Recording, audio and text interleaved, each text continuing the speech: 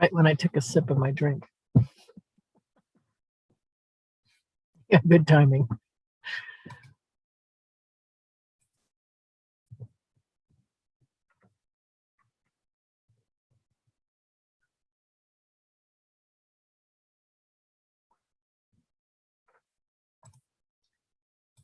I'll make you co-host. Okay, we are live. Can you please make me the co-host?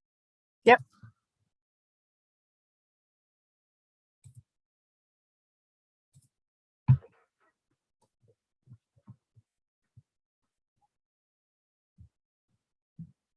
Hey, Berta. Good evening.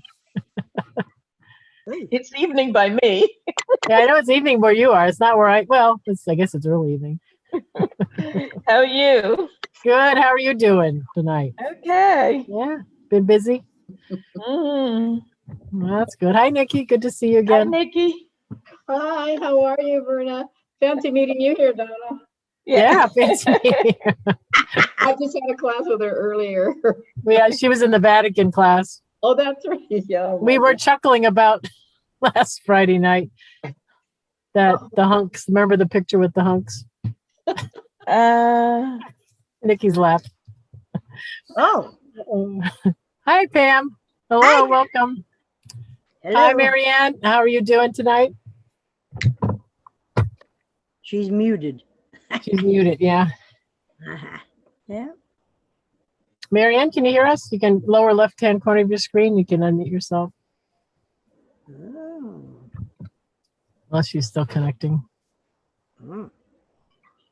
Oh. iPhone, Donna phone. Hmm. Oh, there's Hi, Marianne. Hello. We were debating if you were having trouble or not.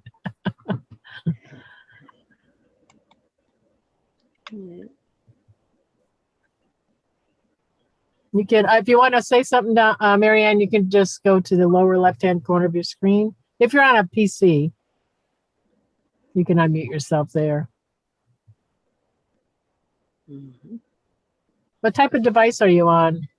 Is it a PC? Oh, there you go. Oh, she got her headset on. Oh, I think you have to make sure that headset's plugged in. We can't hear you. No, she took it off. Technology. I know. Gotta love it, huh? Yeah, that's true. It can be fun, but at the same time, frustrating. Yeah, it sure can. Like what happened to me Friday. I could not. Oh, believe- yeah, Friday. You were having issues Friday. But you I did don't know. eventually. I Did you don't get them know. solved at a certain point? I thought you solved it. Did you? Yeah, I think Yeah. so. Because I don't know, maybe I accidentally hit something over up here on this top bar or something. I have no idea, but I don't recall touching anything on it. So, like I said, I was there and I thought, well, I can see you guys. I can see you talking. I can see everything popping up, and I couldn't hear you. And I'm thinking, okay, where'd my people go? I mean, they're there, but I can't hear them. Yep. Let's see. And Donna on the iPhone, can you hear us okay?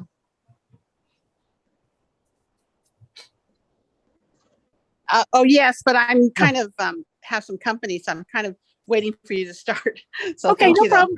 No problems. And she's just going to kick them out. All right. All right. Well, why don't we get started here? There's probably going to be some other people wandering in, as there usually is. So I want to welcome everyone to Get Set Up. We're seniors teaching seniors about technology. We also have social hours and programming like tonight's program. This is Art History 101, Periods and Movements. My name is Donna. I was in the IT industry for over 30 years. I enjoy helping people get over their fears of technology. And this session is being recorded. And if you wish to get a copy of the recording, you can do so by emailing help@getsetup.io. And we're not paid to promote any products tonight, although the products we're talking about are pretty old. Oh, okay. So the object for tonight is just to understand some of the differences between the periods and movements in art, learn a little bit about the historical timeline for art history. So it's going to be a kind of fast and furious a little bit. We're just going to go through and give you an idea of where some of the most famous painters land on the timeline. Who came before who and after.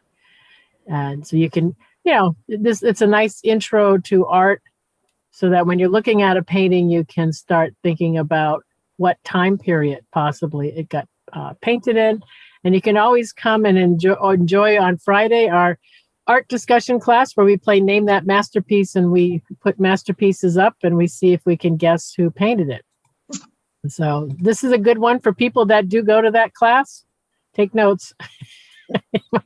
You might see some of these. Anyone have a favorite art period or movement that they like? Any particular one or just all of them? Mary Ann, were you able to fix your mic? No, it still doesn't work. Yeah. Might have to, we'll look for you. If you have anything, any questions, go ahead and put it in chat. And you could also feel free to contact Rachel. She might have some ideas on what you can do to get that working. All right. So I'm going to play a little video for you right now that gives you a little intro to the art history. All right.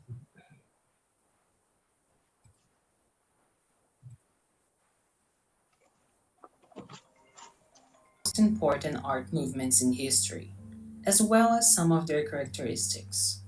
There are many forms of art, but we're going to focus on the visual ones, especially paintings. And what better way to start a timeline than by what is probably the most famous painting of all times, the Mona Lisa. This iconic artwork was created by Da Vinci during the Renaissance period, which means rebirth, and it was characterized by introducing depth in the painting, since the medieval artworks that came before this period were all too flat and had little sense of dimension.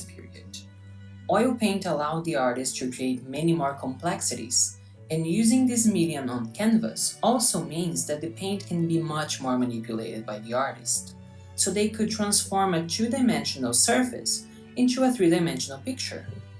The good use of perception, light, and shadows was important for the illusion of depth as well, since they emphasize the main object of the painting and draw your eyes to it. After the Renaissance came the Baroque, which used exaggerated motion and clear, easily interpreted details to produce drama and tension. The Catholic Church encouraged the popularity and success of the Baroque style, and the aristocracy viewed the dramatic style of the Baroque art and architecture as a means of impressing visitors by projecting triumph, power, and control. The Baroque contains dramatic contrast between light and shadow, and it tries to draw the viewer to participate in the scene. Then came the Neoclassicism. The characteristics of neoclassical art include a concentration on Greek and Roman mythology and history for subjects, somewhat dramatic lighting, and a rather clean style with hard edges and bright primary colors. Artists sought to faithfully reproduce the architecture and clothing of ancient times, showing reverence for the traditional artistic ideals. Romanticism was characterized by its emphasis on emotion, individualism, and the glorification of all the past and nature. Romantic art can have dark style showing a preference for the mysterious. Some artists also use the occult and the satanic as a regular feature in their works. Many artists painted pieces of art that were portraits of royalty or moments that capture the spirits of nationality. Realism is broadly considered the beginning of modern art, due to its conviction that everyday life and the modern world were suitable subjects for art. Realism in the arts is the attempt to represent subject matter truthfully, without artificiality and avoiding artistic conventions, exotic and supernatural elements. Realist works of art may emphasize the mundane, ugly, or sordid, and French artists initially used realism to sarcastically depict political issues. Now let's talk about one of my favorites, Impressionism. Distinctive brush strokes are one of the main characteristics of Impressionist art. Painters used rapid, spontaneous, loose, large, and visible brush strokes. These techniques separated them from the traditional painting style, which demanded invisible brush strokes to make the painting look lifelike. Lighting and the sense of movement were focal points of the Impressionist art movement. Impressionist painters usually separate the colors, allowing viewers' perception to mix them. A few years later, another art movement emerged as a reaction against Impressionists' concern for the naturalistic depiction of light and color, the Post-Impressionism. Post-Impressionists extended Impressionism while rejecting its limitations. They continued using vivid colors and often thick application of paint, but were more inclined to emphasize symbolic content and the use of unnatural colors. Post-Impressionists believed color could be free from form and composition, as an emotion and aesthetic bearer of meaning. And then Fauvism took this idea of separating color from its representational purpose even further, allowing it to exist on the canvas as an independent element. Above all, Fauvism valued individual expression. The artist's direct experience of their subjects, their emotional response to nature, and their intuition were all more important than academic theory or elevated subject matter. And the arrival of Expressionism announced that as new standards in the creation and judgment of art. Art was now meant to come forth from within the artist, rather than a depiction of the external visual world. Paintings are distorted radically for emotional effect in order to evoke moods or ideas rather than being faithful to physical reality. And then Cubist artists abandoned perspective, which had been used to depict space since the Renaissance, and they also turned far away from the realistic modeling of figures. Cubists explored open form, piercing figures and objects by letting the space flow through them, blending background into the foreground, and showing objects from various angles. These innovations may represent a response to the changing experience of space, movement, and time in the modern world. Developed in reaction to World War I, the Dadaism movement consisted of artists who rejected the logic, reason, and style of modern capitalist society, instead expressing nonsense, irrationality, and anti-capitalist protest in their works.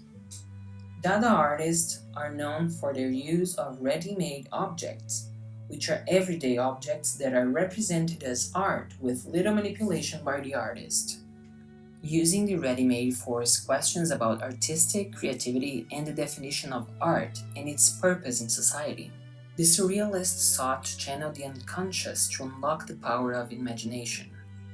The work of Sigmund Freud was profoundly influential for Surrealists, particularly his book, The Interpretation of Dreams, published in 1899.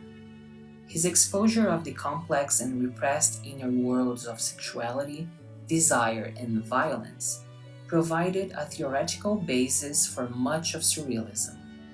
Surrealists really like to put together things that are not normally seen together, like a lobster and a telephone. Dali once said, "I do not understand why, when I ask for a grilled lobster in a restaurant, I am never served a cooked telephone." Are you confused? Don't worry, we all are as well. Despite its name, Abstract Expressionism was neither wholly abstract nor expressionist, and comprised several different styles. What united them in one art movement was an intention to redefine the nature of painting. Born out of profound emotion and universal themes, the most were shaped by the legacy of Surrealism. In their success, these New York painters robbed Paris from its mantle of leader of modern art and set the stage for America's dominance for the international art world. Pop art. The movement presented a challenge to traditions of fine art by including imagery from popular and mass cultures, such as advertising, comic books, and mundane cultural objects. In pop art, the material is sometimes visually removed from its non-context, isolated, and combined with unrelated material. And then we have photorealism.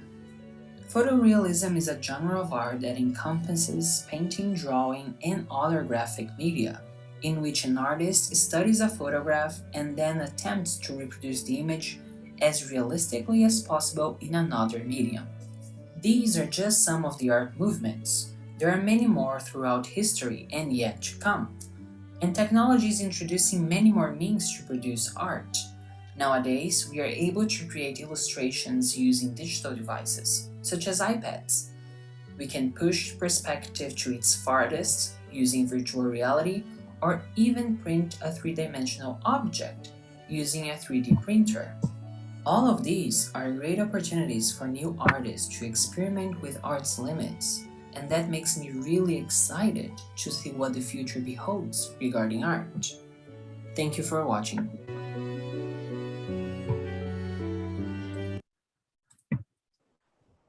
Art history is divided into. There we go. All right. So that gave us a quick little run through. Now we'll go through again.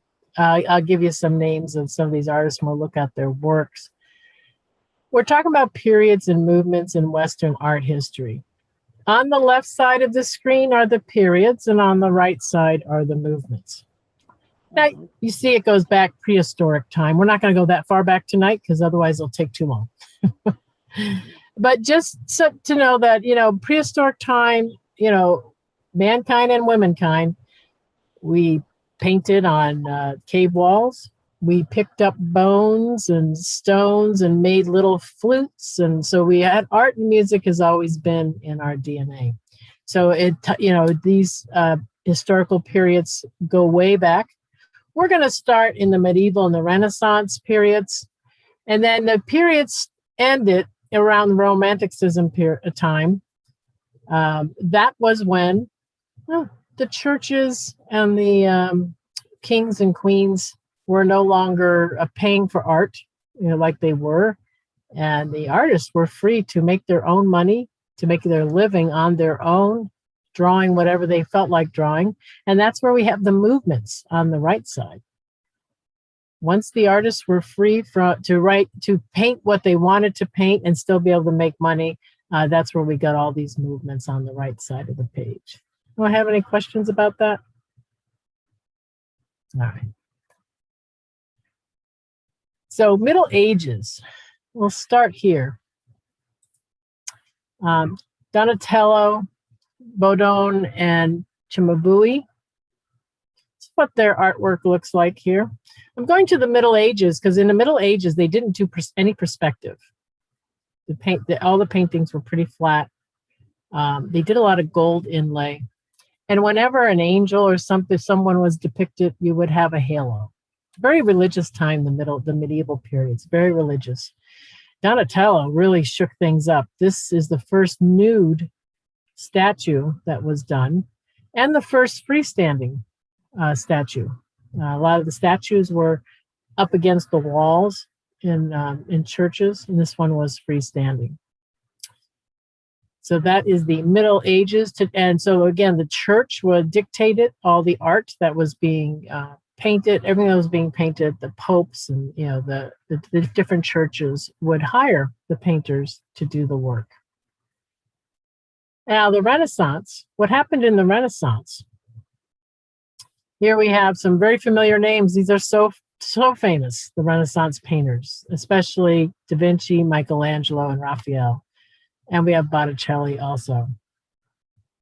To show you some of their works here. Birth of Venus, and of course the Mona Lisa. In the Renaissance, there was a little bit of a, they wanted to get away from the stiffness of the medieval period. So you had there was a boom in art, music, dance. Towards the end of the Renaissance, opera came about. So you're going to see all this, the resurgence of learning, especially classical learning, learning about science and anatomy. Well, artists during this period of time, when you went to art school, you didn't just go to art school and end up with no job. In art school, you studied science, physics, mathematics. It was a whole curriculum that you studied as an artist. So it was a lot different than when we think of art today. And then here is Michelangelo's Sistine Chapel. and Raphael's School of Athens. Both of these are in the Vatican. You're going to see some of these paintings will have a little bit of a kind of a green tinge to them, and that's because there was some copper mixed in with the paints. And as the paintings aged, they would get this kind of green tint to them. Just to show you some more Renaissance paintings. The themes are going to be mythology, Roman characters, religious. This is the baptism of Christ. And usually in the background, you can see some kind of landscape. They do try to put in some type of a perspective. This is Botticelli.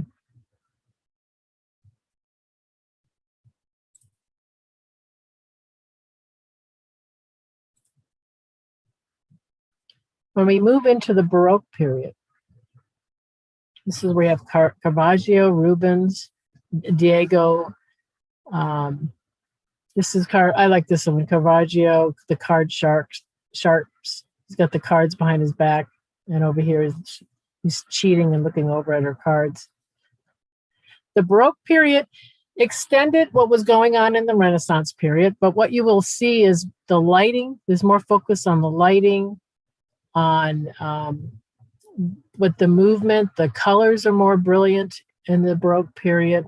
This is a Rubens over here, the Elevation of the Cross, the Maids of Honor. We've got some more of the Baroque pieces here. Here's another Caravaggio. So there's more drama that you're going to see in the Baroque period. You'll see some emotion, a little bit more emotion with the Baroque paintings, with all that's going on.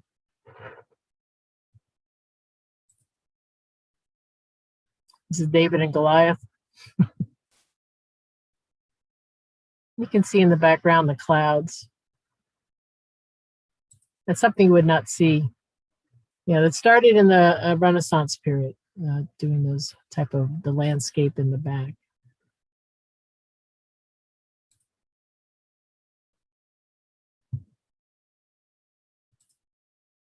Then we come to the Rococo period. Now this one here started in, kind of overlapped with the Baroque period a little bit towards the end of the Baroque period. Some of the famous paintings here, Boucher in the middle. Now, this period was a little bit of a pushback from the theatrical aspects of the Baroque period, and they kind of wanted to have more curved forms, some bright colors. This period also affected architecture and furniture and sculpture, this style of art.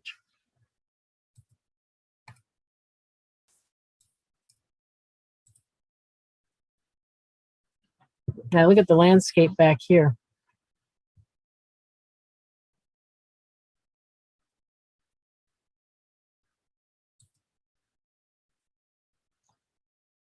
Luncheon with Ham. Some of the titles of these.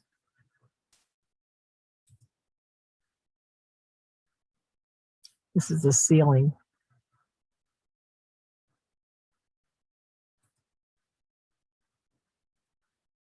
Now there's the bush here. You can see they're brighter, the colors. And some of that might be also that the paint has changed a little bit. You know, the paints are going to change as they come out with more and more ways of mixing paint. Still doing oils, though, at this point.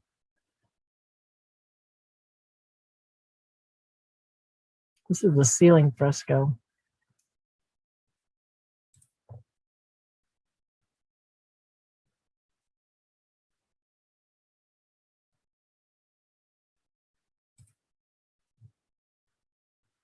A lot of these paintings, though, between especially the Baroque and the Rococo period, are kind of, it's hard to tell some of these apart. Neoclassicism was 1750 to 1830. David, Kaufman, and Ingres. There's 3 names. By the way, at the end of this class, you're going to get an email with the period or movement and the names of these artists, so you can go ahead and do, if you want to do any more research on them. And a rare woman here. We have Women of Art History. I think next week we're going to be doing another round of that. So you might want to come to that. It's a very interesting thing because artists, especially in the Renaissance period and in the Baroque, when you go to art school, you had to study anatomy. So women were not allowed in the art schools because of that. So they all, during these times, they had to have a father or an uncle or someone who had an art studio so they could learn the trade. So it's very unusual. And she was very popular. People came to see her paint. So this is some example. This is a David, Napoleon crossing the Alps. Look at the colors on this. His robe. And then the mountains in the background. Same thing over here with Ingres. You see the mountains in the background here. During the Neoclassicism period, things had gotten a little ornamental with the way, the paintings were. And this was a pushback to go back to the Renaissance time. That's what these paintings are about. Going back. So you'll see a revival of everything that has to do with Greek and Roman.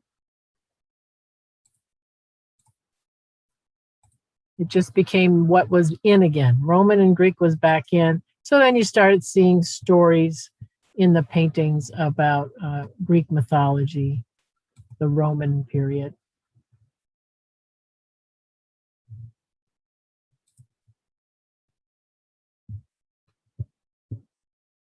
This is about 1757, this painting here.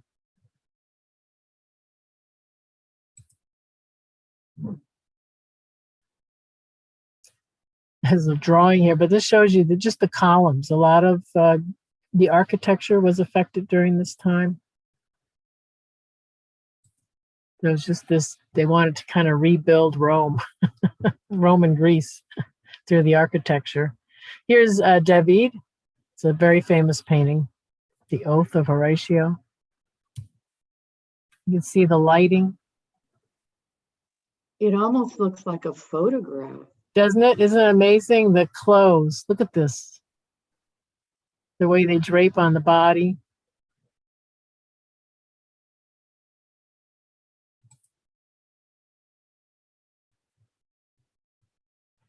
Diana and Cupid. Look at the way the dog's looking. Wants to go bite that bow. Cupid, look at the feathers on the wings here. Look at the landscaping in the back here. You've got the trees.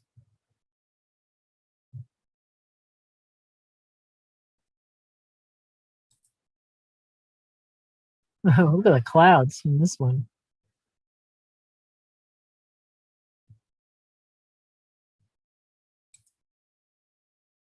It's a diagram. So definitely the themes are going back to those periods. And the artists, when you're looking at the Renaissance, Baroque, Rococo, Neoclassicism, they're still getting commissioned by popes, by kings, by queens. They're the ones that are paying. They want a certain thing painted, and this is what they would paint. And it would tell the stories of the times, the battles that were going on, any Bible stories that needed to be told. All of this would be done through the art. Now, Romanticism, this is going to be the last period, because what happened during this time was the artists were able to now make their own living. There were enough wealthy people who would be able to buy artwork. There were museums now open showing artwork. So there was a lot of avenues for people. They didn't have to work for the king or the queen or the pope. So we're looking at Frederick, Turner, Constable, and Delacroix. This is Frederick, the Wanderer Above the Sea of Fog. If anyone does the Friday night class, these should look familiar. Write down the names, especially this one on the right. We never get this one right every time it comes up. But There are certain painters we just can't get. But you can see that in the Romantic period, what this is about is it's the expression of the individual artist. The individual artist is showing how they perceive the world. So you're going to see a very romantic view. That's what in the word of it's right in the word. So you're going to see very subjective views. It's not going to be maybe realistic, some of it. I'm showing another one here. Here's Constable, the Haywain. Nice little countryside painting. What a break, huh, from doing a battle shot or people ripping their heads off. I mean, here's a nice little picture in the country. So you can see the change in the artwork. Now we still have Delacroix, but see, look who's leading the people. It's a woman, right? That would be very scandalous at that time to paint something like that. So you can see the change in the times with the painting. And let's look at some more of these romanticism. There's Frederick again. This is a great one, though. This is with the fog looking out.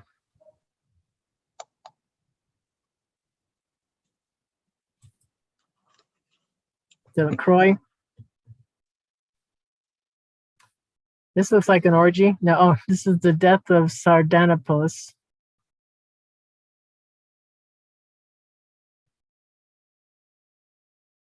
This is from a play by Lord Byron. This is in 1808. Look at the colors on this. This is really pretty.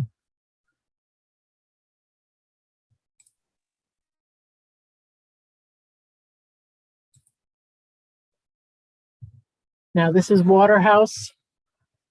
This one is beautiful. Looks just like a photo. Now, does anyone remember what style of paint this is? We don't talk about them in this class, but does anyone remember what group paints like this with these colors? The pre-Raphaelites. Progress. Yeah.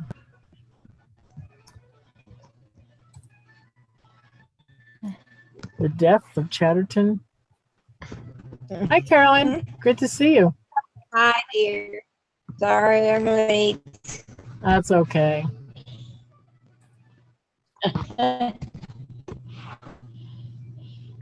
Continue. And this is William Wordsworth. This is him in the picture.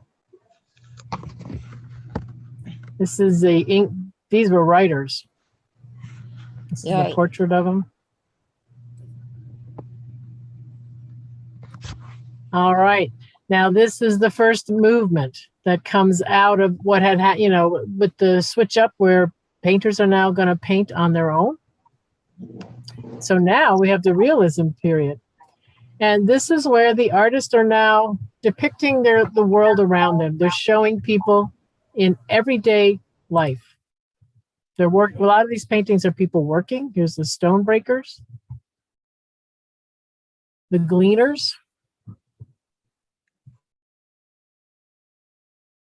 So they're very realistic. There's more cities now too. People are living in cities, so there's a lot of social issues with poverty. So some of the painters will focus on that. Now this looks, when I first looked at this painting, I thought, oh, how nice. They're out, going out for a little boat ride, and then you see the sharks. They kind of look like waves, don't they? I know, yeah.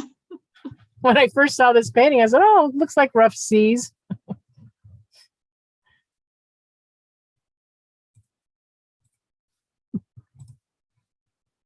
Here's another example. This is Courbet. Very realistic. Look at the clothes on them.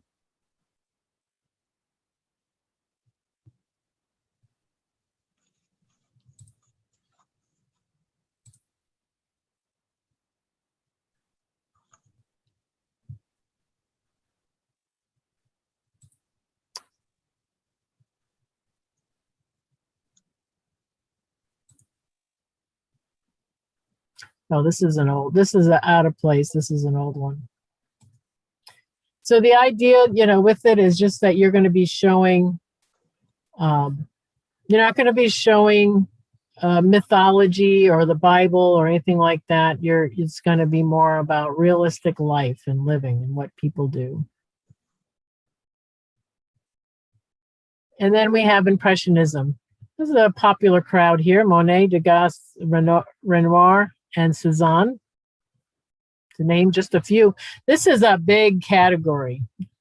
Impressionism started in France, and there's a lot of painters in this category. This is just a handful. But Monet and his water lilies painted many of these. Now, the thing with Impressionism, this was a pushback. A lot of times when you're looking at these movements that happen, they'll be painting a certain way, and then there's a pushback. Just like anything in history, you go, 3 steps forward, and then you get pushed back 1 step. And this is Impressionism. Impressionism was a pushback from realism. Instead of painting things as realistic as possible, the Impressionists kind of let you put the picture together yourself. So you're going to see the types of brush strokes that the painters use. These are a famous one here, Degas with the dance class. Did we ever figure out why he painted so many? Yeah, we didn't. That was a mystery. He painted a lot of pictures of dance classes. Here's a Renoir with the umbrellas. Cezanne, the card players. Each painter is going to have their own style when you look at these Impressionists. So you'll have very lively brush strokes. Some of them you can really just see almost every stroke in the painting when you look at them. It's very colorful colors. They're still realistic photos, but they're just not painted like the realism people would paint them. They're a little bit looser in the strokes. And they're doing landscapes, and they're doing just everyday life also.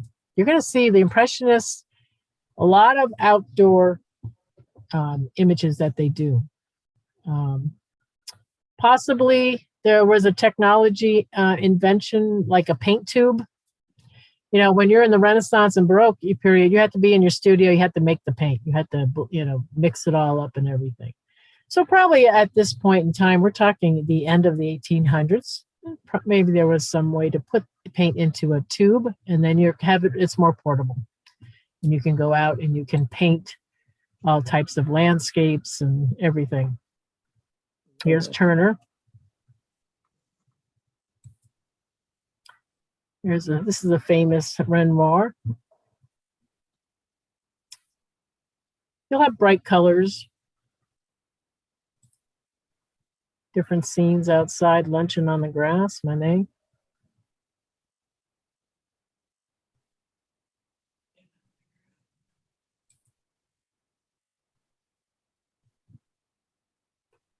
You can see some really different brush strokes here.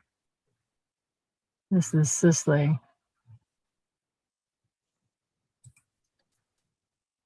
Now here's Monet. One of his he did a lot of haystack. Yeah. He did a series where he experimented with the shadow that the sun was casting. So he has a group of these showing the movement of the sun around it. Here's another Monet. Very wispy. He's just giving you a few of the strokes to so your eyes have to put together the clouds.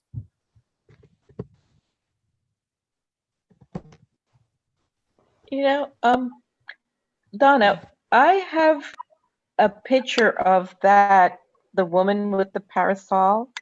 Oh yeah. But it's different. She doesn't have a parasol open. Oh, interesting. It could be another copy. It was at the museum d'Orsay. Oh, okay. That might be. Yeah. Yeah. Several different versions. Mm-hmm. He was probably painting one day, and he's like, "Well, let's try it first closed. Yes. And then we'll paint it open." Mm-hmm. Yeah. The Scream.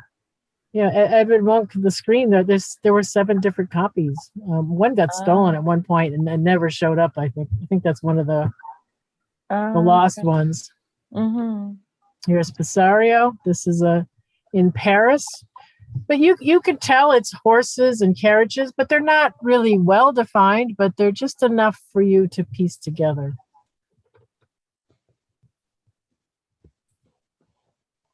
Oh, and Mary Cassatt, she was an American who lived most of her life in Paris. She was rubbing elbows with all these guys in the Paris salons. So she really helped keep America in mind with the art world. And she would help people in the United States try to get them some notoriety, just get them noticed in museums and that. So she was kind of an activist in that way, especially women, trying to help them get their way up through the art world. But yeah, she was really in with that, with Monet and that group. Mm-hmm. Here's another one here, Hay Harvest.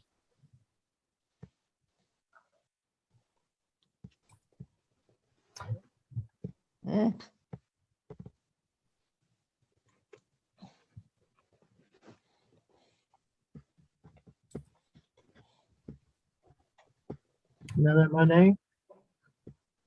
Look at all the ships out here off in the distance. All the flowers, very pretty. More stuff.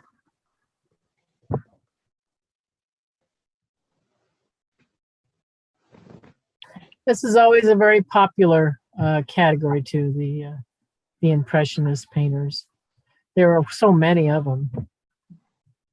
There's another one of Mary's, the dog. Young girl at the window. And that was 1885. Now Eva Gonzalez, this is another woman. You'll see more women now painting too. And they're able to get their paintings into museums. It wasn't like all the shenanigans that went on with the women. I don't. Some of you have gone to our women in art history classes, and boy, they've had their men's names put on their paintings and all this stuff going on. It's a little, at this point in history, it's a little bit easier for the women.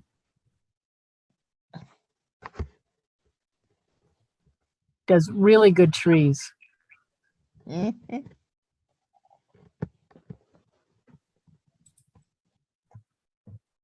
the Sicily.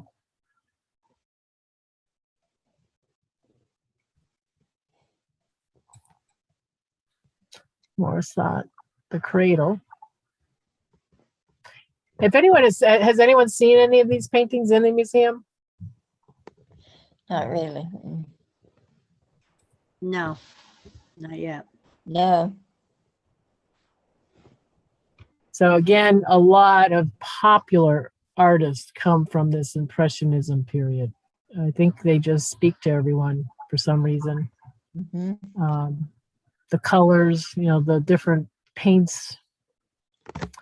Now, post-Impressionism, Van Gogh, and Seurat, these are popular. Starry, Starry Night. Now, the post-impressionistic people, they use the same colors. And this was also another French movement. They still use the vivid colors, and you could see the thick paint, like especially look at you can see the paint stroke here. But they kind of distort the forms just a little bit. Or maybe some colors just are out of place, so it's just a little bit not so real as you saw in the Impressionism. No. This is very famous, this painting here. And this one is the pointillism, the very, very tiny little dots, this whole painting. It's a large painting too. They have it in Chicago. Yes, if you go up the steps. Yep, and it's good size. And show some more post-impressionism. Rousseau.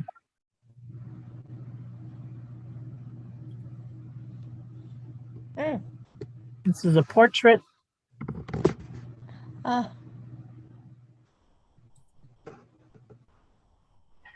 Now this is 1889. This is right in the very beginning of post-impressionism. So it seems a little more like impressionistic here. Some of these movements only lasted for a few years too. So you will see painters who painted through maybe 3 different movements, and they would adjust their art to match the movement.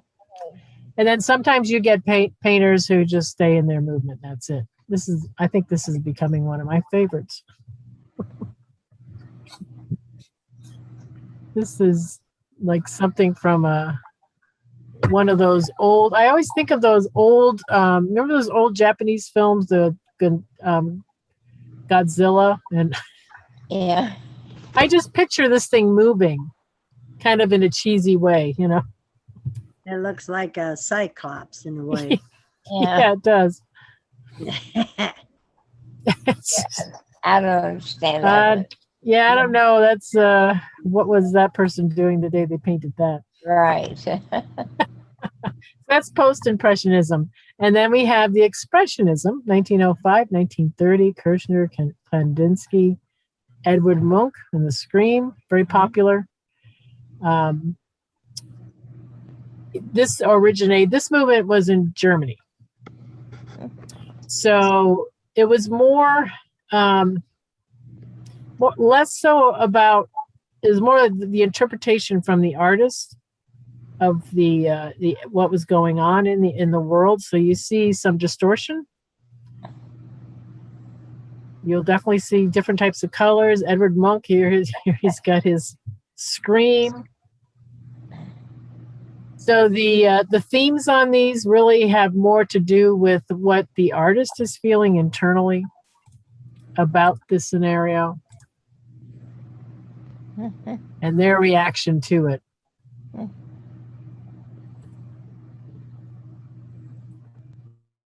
This is an early Kandinsky, because Kandinsky usually does these very colorful pattern type things. Yeah. This is like his impressionism attempt, or post-impressionism attempt.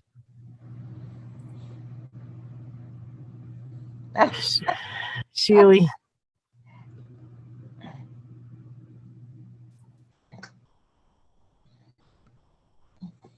The Blind Musician.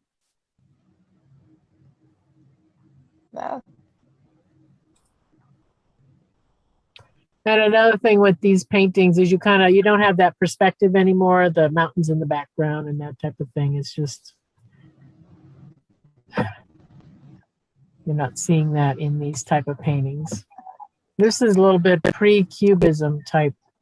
The deer.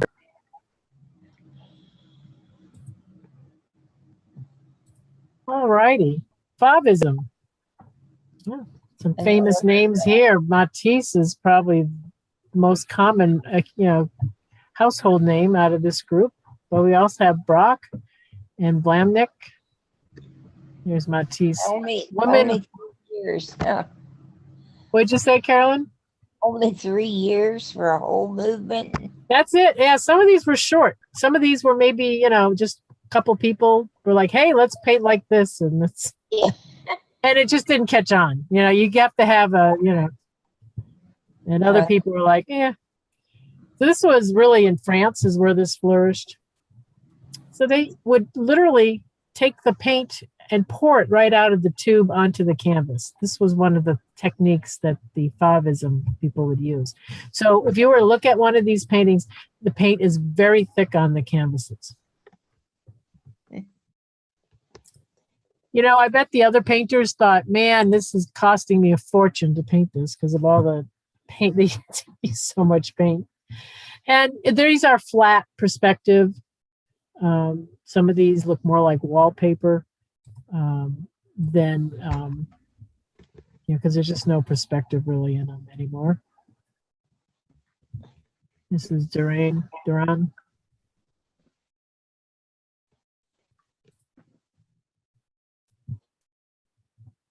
Matisse. And you can see that this is painted with just dots. Got a little bit of perspective here. Definitely not looking for realism or anything like that. This one is 1905, so this is right at the beginning of the Fauvism with Rousseau. This is kind of... Yeah. I'd have that in my bedroom.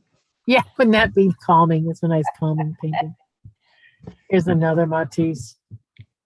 So you can see there's a shift happening right now in history with the artwork. And that's going to bring us to our next one, Cubism. Well, the big name here, of course, is Picasso. And Cubism, this is perspective, forget it. And they're not worried about perspective here at all. You've got a lot of the different, like, it's like you took the painting and you smacked it all into pieces, and then you just kind of push all the pieces together a little bit, and there you go. There's your painting. So you can kind of see little, like here, the violin and the candlestick. You can kind of see the candlestick and the violin's over here, but kind of part of it's missing. This is typically what the Cubist would do.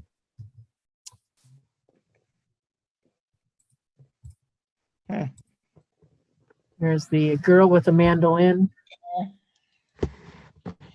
They're playing with light too, and the shapes and how things are going to reflect off of it. Picasso. I just found out that 4 of his 5 wives killed themselves. Really? Yeah. Oh boy. Like, we should probably do a thing on him. Yeah, I did. I did one. That's why I was, but no. That's interesting. Here's another one. You can see a theme with these. This is very distorted. All right. And then we have Futurism. This has lasted for 20 years. This one is the people in the Futurism crowd. They are taking from the Cubism. You can still see some of the Cubism here. But they are changing it a little bit, and they will adopt things like you will have, this is a sea dancer. Sometimes you will see bicycles and cars. So technology features will be in the Futurism people. Here's another one.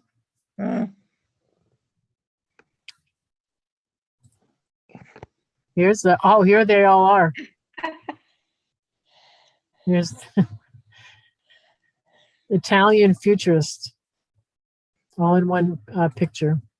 And this is a Futurism sculpture. Very famous. Dadaism. All right, and this came out of the in response to the First World War. Yeah, the horrors of the war, and there were a group of artists that had to, they produced kind of satirical art here, against the establishment type group of people. Marcel Duchamp is a big one here, and he has a lot of his paintings look like this. This is Sad Young Man on a Train.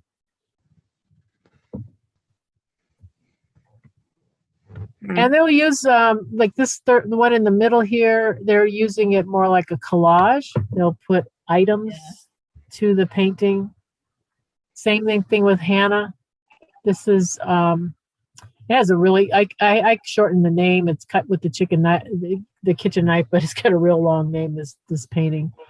But it does look like it's just cuttings that are all pasted on. So it's just a reaction to war and the establishment. And then we have Surrealism. This is another popular one with Dali. I like to think of it kind of like your dreams. Your dreams are now on the canvas, and that's what these look like. This is an interesting one with the clocks melting The elephant, I saw it. and the elephant. Yeah, Ernst Hmm. and Marguerite, the son of man. Yeah. And then abstract expressionism. This came about here in the United States. We finally got a movement. Pollock is the one probably leading it, but we also have Joan Mitchell and Kooning. These are they're abstract. They're kind of in between abstract and expressionism. This kind of just brought the eyes of the world to the U.S. because it came about here. No birds. Funny. They had just drip paint. Pollock would just drip paint on the canvas on the floor. That's how he would do his. This is when we're looking at something like this.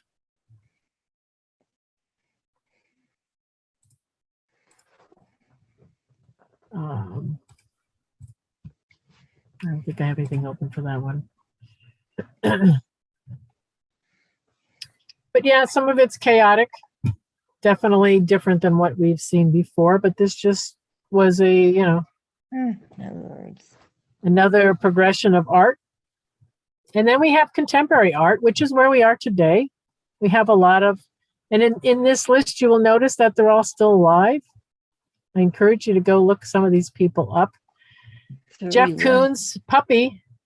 Yeah. It's in the Netherlands, and in the email I put in an article about this one because it was part of a attempted terrorist plot. The terrorists were going to dress as gardeners and come in to pretend that they were going to take care of the puppy, but they got caught. So you'll have to read the article. And Judy in Chicago, she's got her rainbow picket. A lot of these contemporary artists, it could be anything. It could be a chair sitting in the middle of the room. I mean, you have all been to modern art installations. It can be anything with modern art. And then we have pop art. It's another little movement.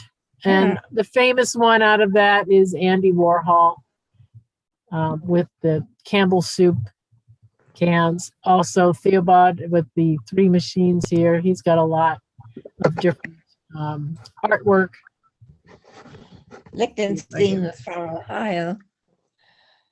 See the pop art, you'll have posters having to do with pop culture.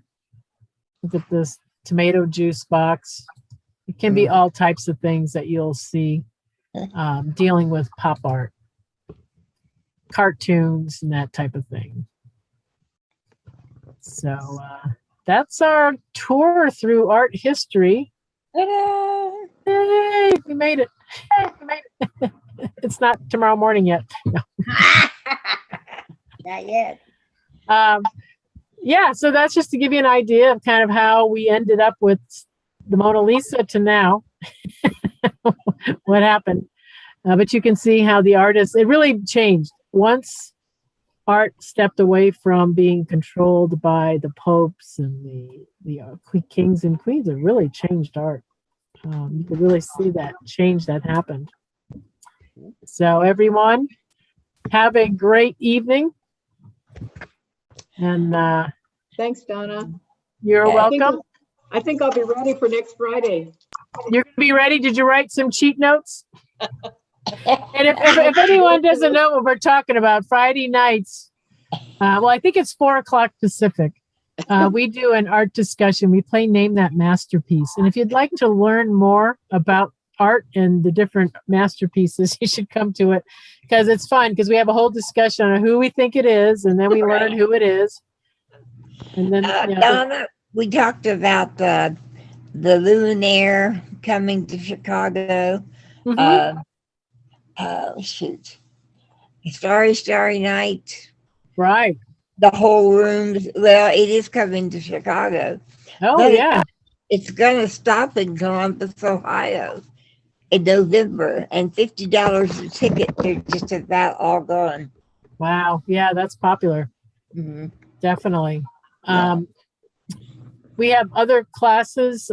We still have the Colorful World of Chihuli's wandering around. If you haven't checked that out, it's a good one to check out. Famous Women in Art History next week.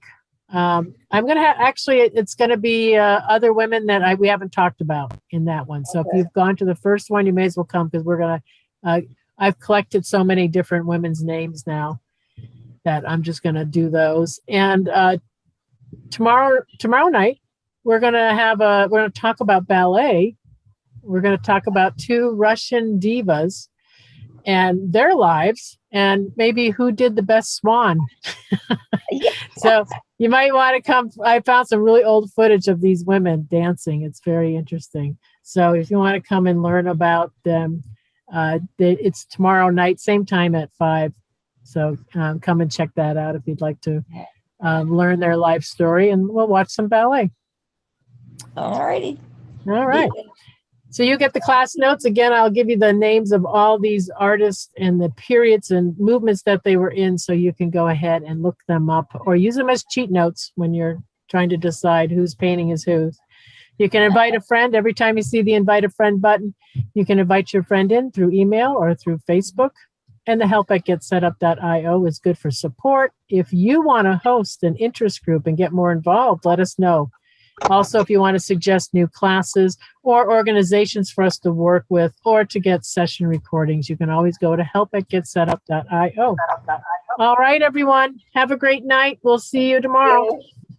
Good Bye-bye. night. Have a good night.